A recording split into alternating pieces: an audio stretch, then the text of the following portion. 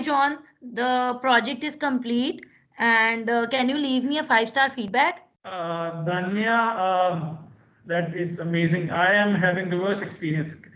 Can you just hand over the files so I can leave a review that I want to? Source files. First, you give me the review, then I will give you the source file.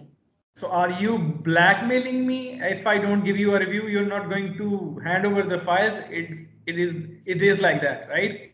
Not blackmail, but I did such great work. I put so much effort. I even worked extra hours for you. My baby was sick and I left him alone and I still worked for you. Now I I don't deserve care a 5-star about feedback. personal problems. I don't care about your personal problems. This is the worst experience I have ever had with a freelancer. You're not professional. You're bringing up your own personal problems, and this is not done. I'm asking for my own files, which I have paid you already. Like milestones, all the milestones are clear on the platform, and you're still asking me for are not asking me, blackmailing me for a good review. I'm not going to leave you a good review. That's all. Dankash.com 0304 1115786